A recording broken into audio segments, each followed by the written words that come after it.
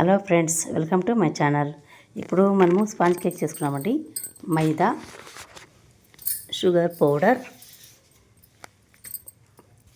Amul butter, Milkmaid, vanilla essence, మళ్ళీ pineapple essence అండి, baking powder, baking soda, పాలండి. ఇప్పుడు మనం ఏం చేసుకోవాలి చూడండి. ఇప్పుడు బటర్ తీసుకొని బాగా కలుపుకుందాం.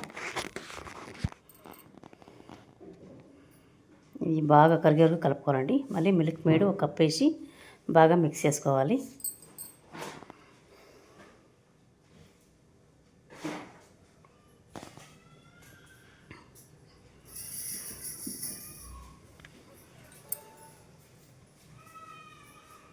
దీన్ని బాగా కలుపుకోవాలండి.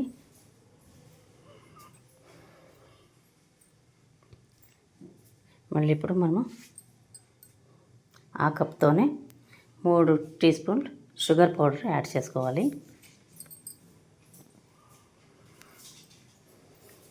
ఆ పౌడర్ బాగా మిక్స్ అయ్యే వరకు కలుపుకోవాలి. మళ్ళీ మనం పిండి జల్లెడ పట్టుదామండి. 1.25 కప్పు మైదా వేసుకోనండి. 1 spoon baking powder, 1 spoon soda వేసుకున్నామండి. మళ్ళీ కొద్దిగా పాలు వేసుకొని దాన్ని బాగా కలుపుకుందాం.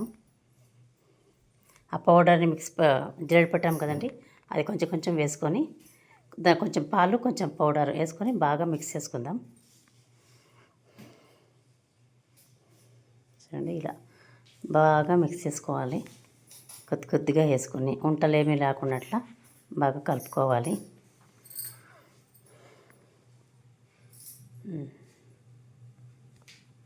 చూడండి, నాకైతే కొంచెం తిక్కగా అనిపించింది. ఇంకొంచెం పాలు వేసుకుంటాను. 1.25 కప్ అండి పాలు.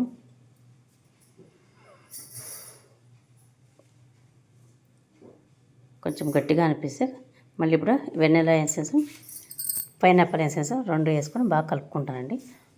1/4 టీ స్పూన్ మాత్రమే వేయాలండి. బ్యాటర్ అయితే రెడీ అయ్యిందండి. మనం ఇప్పుడు బౌల్కి ఆయిల్ అప్లై చేసి